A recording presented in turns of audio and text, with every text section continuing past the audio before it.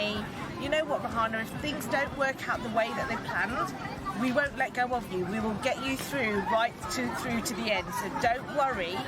If things don't work out, we will still make sure that you get what you want. And that really reassured me that even though things may be rocky or whatever, if I can rely on Brandon, he's going to help us to get through to the next stage. That was the biggest thing for me, is, you know, reassurance that he wasn't going to just say, bye, thank you very much, I'm done, but he's going to get us through to the goal that we wanted to achieve. So really, really thankful, and fantastic service, fantastic team, not just Brandon, I'm just saying Brandon, but it was his whole team. Fantastic communication and customer service, really well done. Definitely recommend them to anyone. Thank you. Excellent people, excellent team. Every friend that I know, I should recommend Maple Immigration. It helps a lot with me and my husband because of them. They help me to process the papers of my husband to come here when I sponsored him. It's great. They are very consistent. They always follow up you about the details, everything. It's 100% excellent Maple Immigration. They helped me to look for my employer. They endorsed me to the employer when I was still under the caregiver program. They're very friendly, very accommodating, especially Brandon. He really accommodated us, also my sister, which I endorsed to them because I know they can really help her. So they're very good.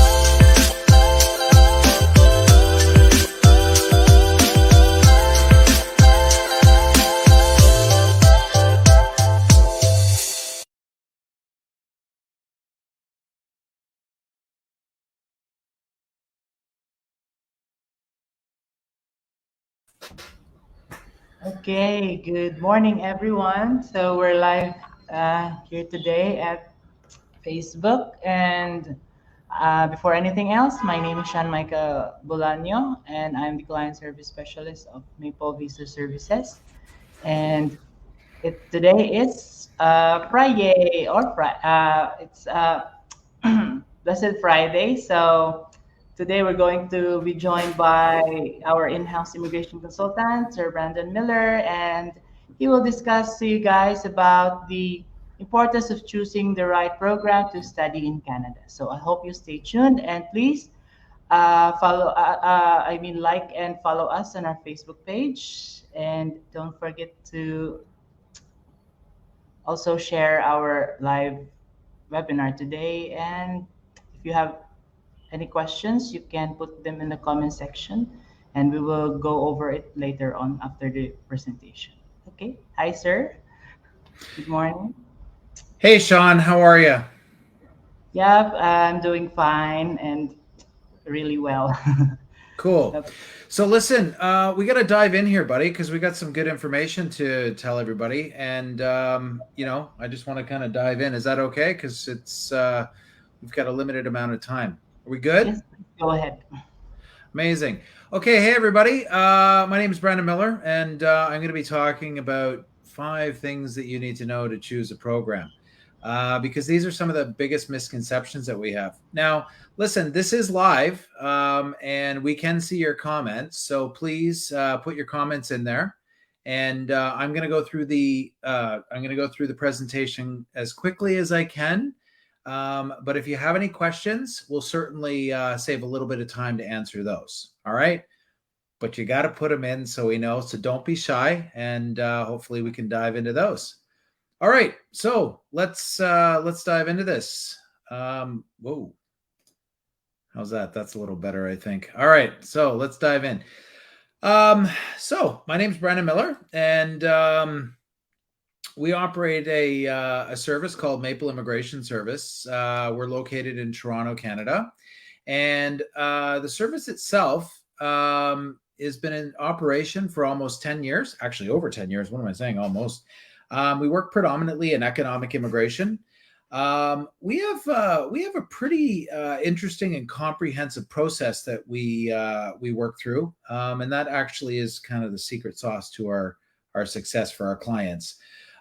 With that said, we do have some pretty good approval rates. I know everybody likes to tout different things like that, but we actually track these things quite well. And we're running, I think 95% is actually quite conservative. Now, That's a little bit about us. That's the team here. But what I do want to dive into is some more important things. So today I'm going to be talking about the 5 important points for choosing a program. And what I mean by that is a program of study. So when you're choosing a program of study, there's a number of different things to consider. And part of the reason that I wanted to do this presentation today is because I see a lot of common misconceptions with respect to this. So I'm going to go through, I've just chosen 5 things, and I want to let you guys know about those so that if you're looking to study here and you're looking to choose a program, I want you to think about it from an immigration perspective, but I also want you to think about it under a number of different ways. All right.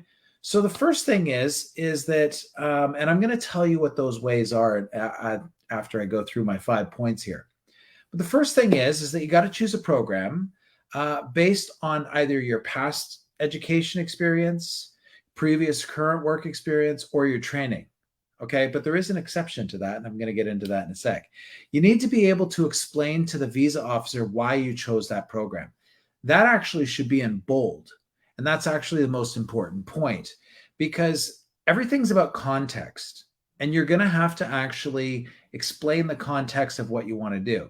Now, I've had people over the years, there's one lady in particular that I remember, she had a culinary background, a legal background, and she was looking to do some business.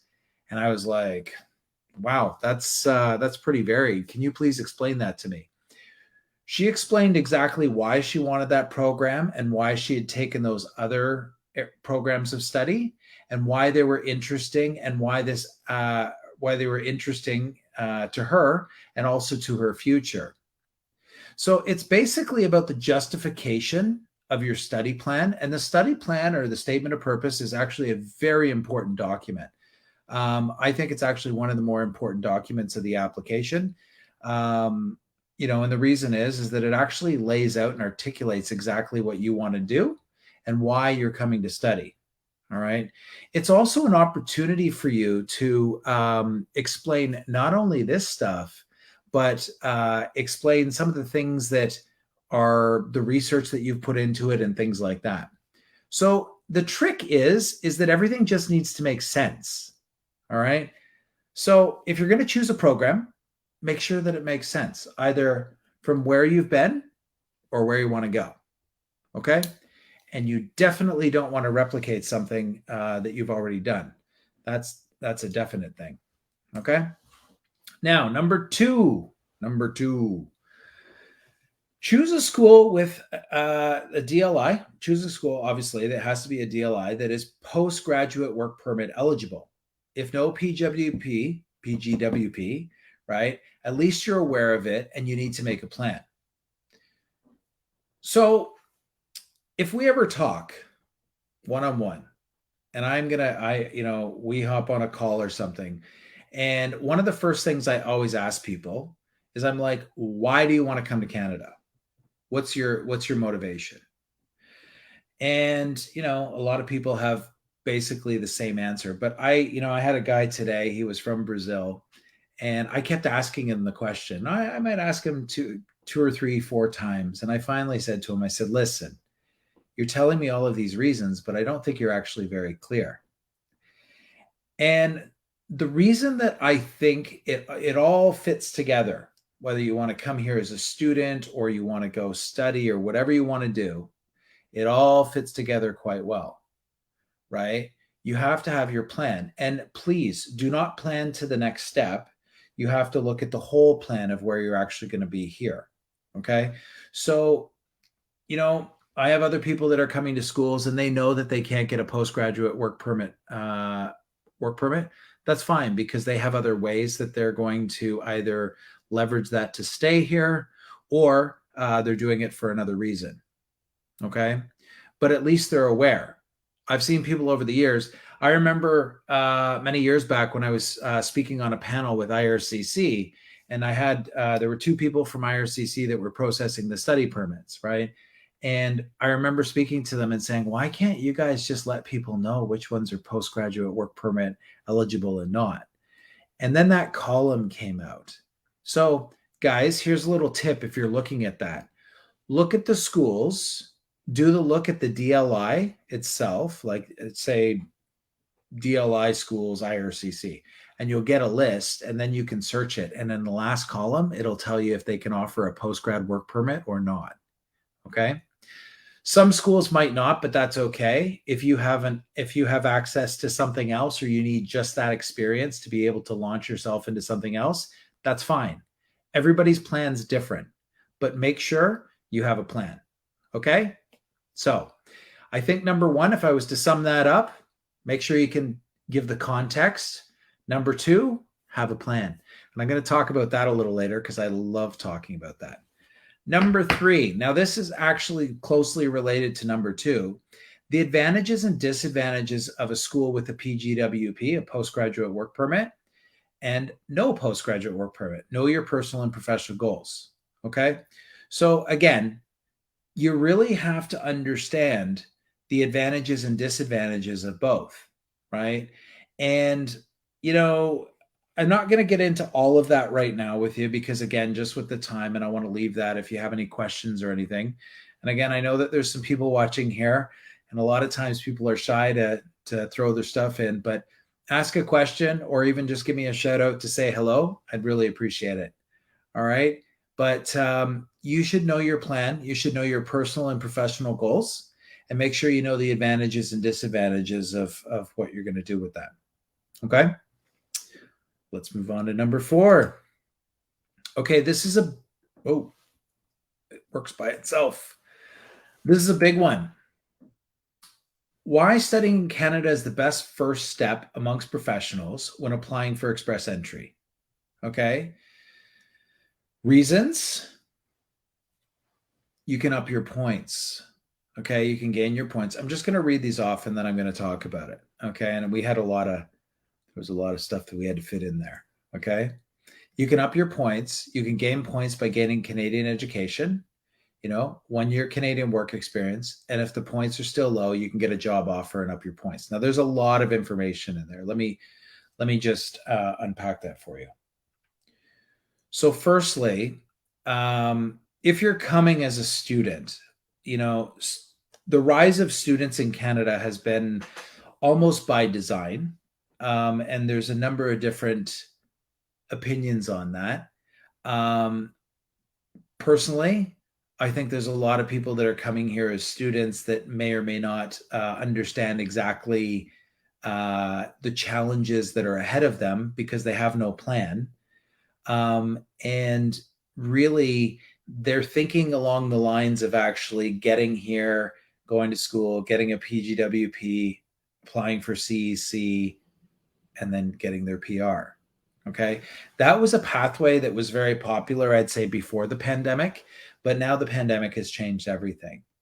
Okay. So express entry, even though we have express entry in here, most likely you're going to end up in there, but you may end up in provincial nominee programs. And provincial nominee programs will actually, how can I put it? They're a lot more relevant now in the current iteration of the system, because when you look at the allocations of the spots, you're seeing a lot more of those going to the provincial nominee programs. And there's a lot of reasons for that. But you also see some of these other programs. We had a TR to PR program, et cetera, et cetera. But I can tell you this, that a lot of it is going to stem around express entry. The express entry system is going to change. Okay, they're already making the changes. There's a number of different changes there. And they're going to be gearing that more to industry-specific jobs. And they're also going to be gearing that towards people that are here and in Canada. So that benefits workers and students a lot. Okay? All right. So yes, having oh man, it works by itself today. When? So basically, having those points will only benefit you. It makes you more competitive within that system. Now, lastly, in terms of the importance of choosing a program, stay away from the mindset that you need to get a job based on what you studied. Okay? When you choose a program, you have to understand that the program has maybe two purposes for you. Okay. And I'm just speaking in general terms with what I see. A lot of people will use that program to leverage it to be able to get to Canada and maybe set themselves up for permanent residency, which is fine. You know, there's pathways and there's programs to be able to do that. But you also have to think about something else, you know, and this is why I ask people, what do you want to do when you come here? Right?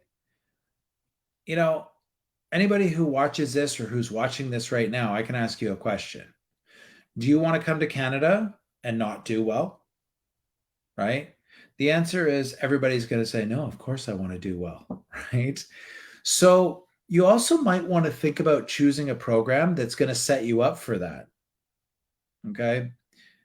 The other thing is too that you have to think about is maybe you will take a program that's setting you up for something that you want to do in life, but maybe it's a little difficult for you to get into that type of job when you're here. So maybe you can take another job on your postgraduate work permit after work or after study to be able to set yourself up for PR. And this is one of the biggest strategies that people are totally unaware of because they think, I went to school for this. I need to get a job in this. That's actually not true. You can get a job in anything that's skilled work and still qualify for permanent residency. While at the same time, there's certain jobs, if you know what they are, to be able to that are easier and that have less qualifications on the knock. Right? We have a new knock coming out that will allow you to leverage that at some point. Okay. All right. So let me put this into some context for you. So if you've seen me speak before, one of the things that I talk about is the 3 keys to success. And these are basically, for us, we have key outcomes. The first one here, and I'm going to make this a little bit bigger for you, right? If I can do that. We call this a proven pathway. Now, what you can see there, and I know it's a little small, is that there's a number of different timelines there. You can see an immigration timeline, a student timeline, a worker timeline, a dependent if you have kids or a spouse. And then there's at the bottom there with the stars, the settlement timeline. Now, for me, I think a lot of these timelines, and the reason that we have them overlap there, is that they actually do overlap. There's a number of things that are going on all at the same time, and you have to be aware of that. And this is actually one of the biggest mistakes that we see is that people are looking at this and they're thinking, I'm only focused on getting to Canada. And they think, yay, I'm in Canada and they've made it. Not actually true, right? Because why are you coming here? Right? And think about that. Why are you coming here? And it's probably going to be the bottom line because you're trying to get to a place of happiness, a place of doing better in life and all of the other different things that you want to do or whatever you may articulate that as. Okay. But you have to figure out and know how this is all going to fit together. Okay. And it starts if you're coming as a student with choosing your program. Now, the next portion of this, the next outcome that we have is something called dynamic control. I can tell you right now, it's got a mind of its own today, guys. I can tell you right now that what we talk about today is going to be very different from what's going to happen probably when you apply. Now, if you're, say, in some far off land outside of Canada, Brazil, Mexico, the Philippines, India, wherever you may be, if you're coming here as a student and you're studying for a year, I guarantee you there's going to be different pathways and the immigration system is going to change. So you need to understand, how you can actually work with that material. Now, I've put some of the items in there that we use. We have a number of different things, right? There's different policy, there's government reports, there's, access to information reports that some lawyers or colleagues that'll get from the government, right? Where, we're looking at what's happened or why decisions have been made. It gives us a real key indication of what's going on. The thing is that you have to put this all down into a funnel, and then you can actually control the pathway a little bit more. And that's actually really important. Okay. And lastly, realize potential. Now, I want you to think about that for a minute because it's actually exactly what I've been trying to. I think most of the themes that I speak about is basically boils down to this. A lot of people, they want to come to Canada, they want to do well. There's nobody that wants to come here and fail, right? But you're going to have your pathway. You're going to have to be able to control it because it is a moving target. You have to stay on target with all of these different things that put together. But really, at the end of the day, then you're going to have to be able to make it to your biggest potential, right? And there's a number of different ways that you're going to have to do that. Okay? And it's different for everybody, guys. This is the thing. You can't just get on the internet and, look at what somebody else did and then take that for your situation. That's one of the biggest mistakes that you can make. And I see a lot of people doing that. When you do that, it might not be what you want, and it actually might be out of date. And that's another thing. So you got to be careful with that. Okay. All right. I think I'm going to wrap it up there, Sean. Sean, you there? There you are. Hey, buddy. I think we can do a few questions here. Let me just do this first. Guys, one of the things that we like to say is we like to get people on the green line. And the reason we like to get people on the green line is because we want to make sure that they actually can get to their goal. And, we call it the green line of success going up. So if you're looking to do that, for sure, reach out to us if you have any questions or concerns. Obviously, there's Maple Visa Services, which is located in the Philippines, which is our sister concern, where Sean is right now. And then I'm in Toronto. It's a little late, so I'm not in the office right now, but we have an office in Toronto, and there's all our details. So if you want to know a little bit more, you can certainly reach out. We love doing this stuff. Funny enough, this is what makes us excited. Give us a shout. All right. So questions. I'm going to stick around for a little bit, Sean. If there's some questions and stuff, we can certainly do that.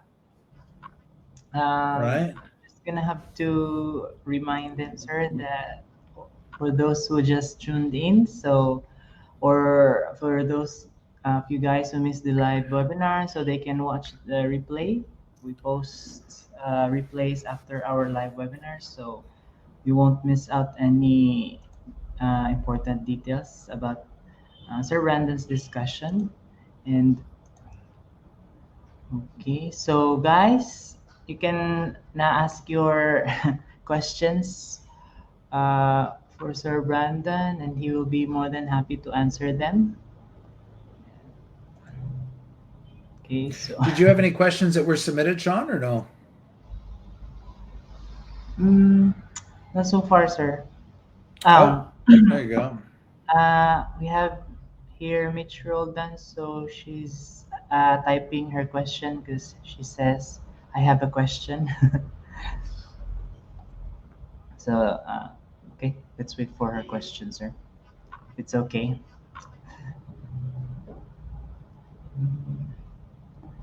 So, listen, I'll answer a few questions and then we'll go. We'll just wait for her to type some stuff in. She's done typing, sir. So I'm going to post her question. So she's asking what if the student is currently enrolled in the ETEEAP program? Can I still apply as a student in Canada? I'm not familiar with what you're referring to with the ETEEAP. Is it for English for Academic Purposes program, Mitch? I'd have to...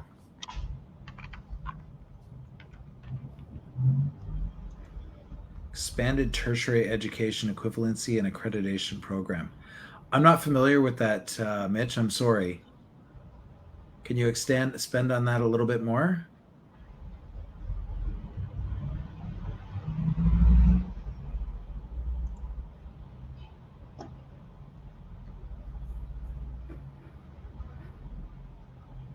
Okay. I can read about the meaning of ETEEAP, sir. So I'm going to share a brief information. So Expanded tertiary education equivalency and accreditation program. It is an alternative education program in the Philippines that allows working professionals but were either unable to finish their college education or were completely unable to step into college for different reasons. So it is to earn a bachelor's degree without going through traditional schooling methods. So basically, yeah, we have a similar system. Thank you. I wasn't familiar with that. I looked at EAP and I Program was here like, in is the that Philippines, sir. Yeah, no, I got it now. I got it. So I don't know is the answer, but I can make a pretty educated guess on that, Mitch. Um, so a lot of times people are mature students, right? And there's a lot of people that will go to school, and they'll use something, they can do things called PLARS, right? Which is a prior learning assessment recognition. Now I can tell you, I did something very similar, which is I got when I was doing my immigration accreditation, I went back to school. So I'll use this as an example. I originally went to university and I studied law, and I have a law and I have a psychology degree. And then I went off for a number of years, and I was doing different things like teaching and all of these different things. And I came back to law in my 30s, and I went in and I was like, oh man, there's this great thing, immigration. But I wanted to go and I wanted to study again. So I went, and one of the courses was English for business or something. And I looked at the syllabus and I'm like, really? Like I have to take that? Because, I'd been teaching English for a while. I'd already been educated in English. And I was actually certified to administer some different tests. So what had happened is I contacted the school and I said, do I really got to take this? And they're like, no, you can do actually a PLAR, which is a prior learning assessment recognition. So I had to submit a bunch of documentation. I had to show all these different things, right? And they actually exempted me out of the course, right? And I think I had to pay like $80 and different things, right? Which was really interesting to me for a number of different reasons. It actually, and the reason I'm giving you that as an example is that there's all these little areas and ways that you can actually,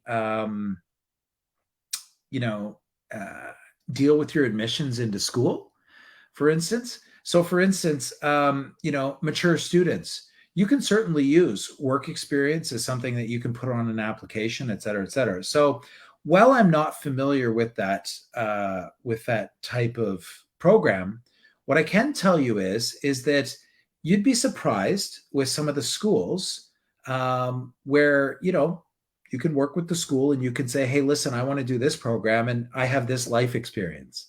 They will take that into account. It's not just like, oh, you haven't gone to school here and you got through this. No, there is a little bit of flexibility. Now there is minimum things that they'll want, or they might give you some alternatives. But if you do have some questions on that, please feel free to reach out because maybe the team can work with you and help you on that. So yeah, thanks for that. Now I know what the ETEEAP program is. I've never heard of that before. You throw me off, Mitch. But anyways, thank you so much for the question. And what I see there is what did you put there? Oh yeah, it's very similar to the ET. Yeah, exactly, right. It's very similar in that respect, and a lot of schools have the ability to do that. So take a look if you're interested in it. You might as well check it out. All right. And is there an age limit to apply as a student? Oh man, this is a common question. The short answer is no. There is no age limit. People can apply at any type of age.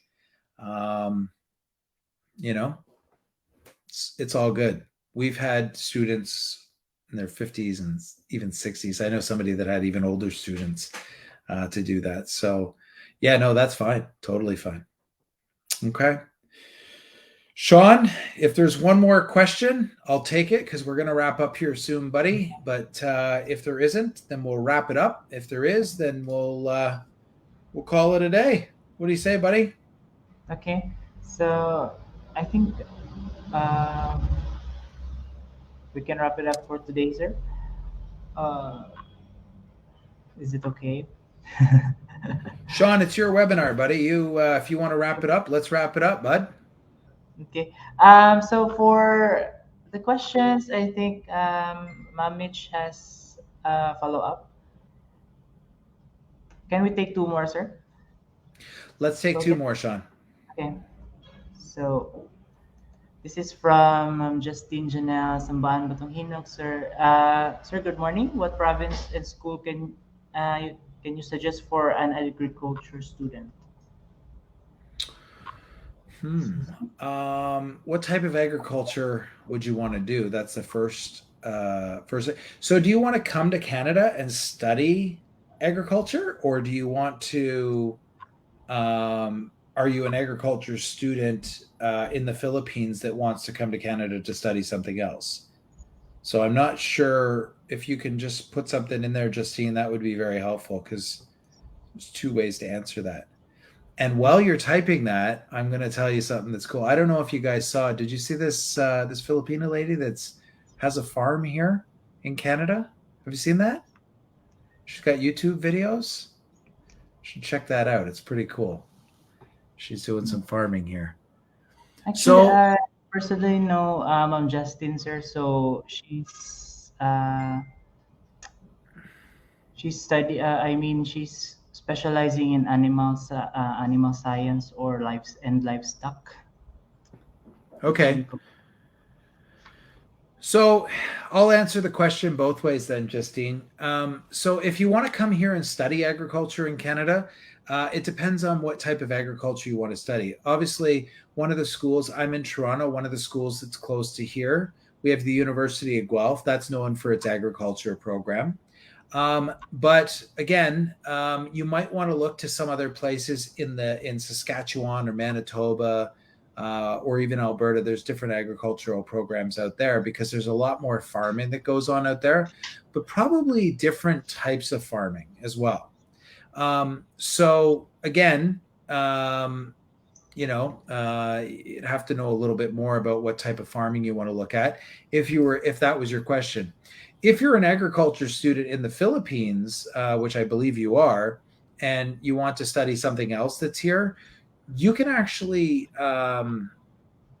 you can study whatever you want, really, as long as you can justify it. Okay. And I think that actually is kind of going in line with the theme that we had here today. So certainly that's something that you can consider, but you have to make sure that you can explain it and you can explain why you want to do it. And that's actually the most important thing. Okay.